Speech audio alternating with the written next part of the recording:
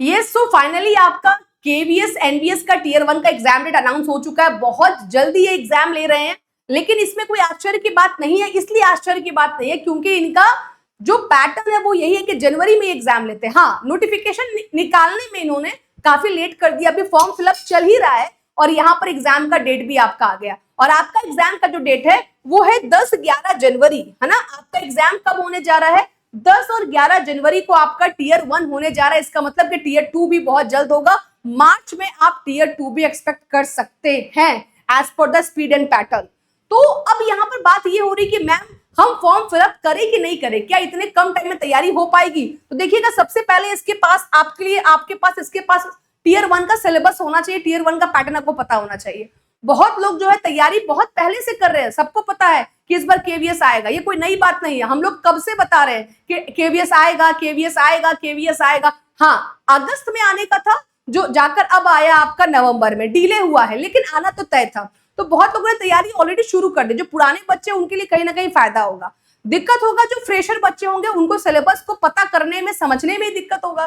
तो यहाँ पर अभी जो अगर आप सबसे स्मार्ट स्ट्रेटेजी जो ये होगी कि आपको बना बनाया चीज मिल जाए। ये आपका पैटर्न है, इस पैटर्न पर आपको पूरा का पूरा कंटेंट मिल जाए, थ्योरी मिल जाए, एमसीक्यू मिल जाए, पीवाईक्यू मिल जाए। अगर ये सभी चीजें आपको मिल जाती है तो फटाफट से आप कवर करोगे। कम से कम डेली 10 घंटा तो मिनिमम आपको पढ़ना ही पड़ेगा। तो ये आपका पैटर्न है। रीजनिंग एबिलिटी काफी लोगों ने ऑलरेडी कवर कर रखा है।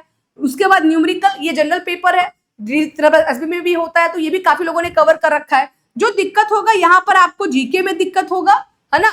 आईसीटी भी बेसिक है, वहां से भी आपके हो जाएंगे, उसमें कोई दिक्कत आपका नहीं होगा। जो मेन आपको दिक्कत होगा वो कहां से होगा आपका? वो आपको होगा यहाँ पे जीके वाला पोर्शन जो होगा, ये आपको थोड़ा दिक्कत करेगा। तो जीके में करंट अफेयर को भी ज्यादा तवज्जो दे रहे हैं, तो करंट अफेयर को भी आप लोग भी थोड़ा सा ध्यान दीजिएगा।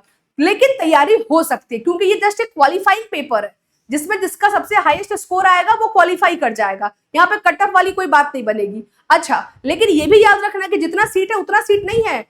पीटी में ज्यादा बच्चों को लिया जाएगा और जो पीटी क्वालिफाई करेगा फिर वो मेंस में जाएगा, मेंस क्वालिफाई करेगा फिर वो इंटरव्यू में जाएगा।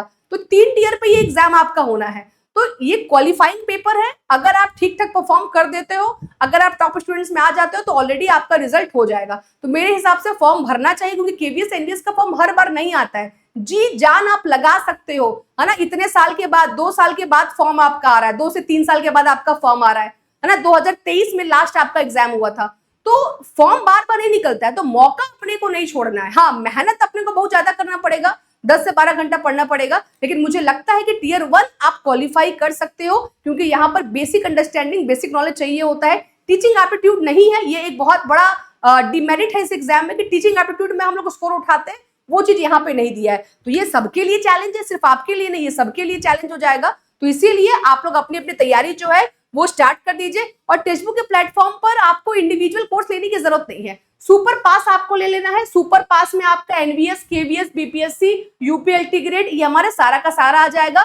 1249 रुपए में 12 महीने के लिए आपके पास कोर्स रहेगा। पीसिंग कोड बस आप लगा लीजिएगा, तो आराम से, बिल्कुल फाइनेंशियल बर्डन भी आपको नहीं पड़ेगा। और टीयर 1 22 नवंबर, कल से हमारा जो ये पेपर है ये आपका स्टार्ट हो, तो फटाफट से आप लोग भी अपनी तैयारी शुरू कर दीजिए। टाइम बिल्कुल भी वेस्ट मत कीजिए। Thank you so much, bye bye, take care.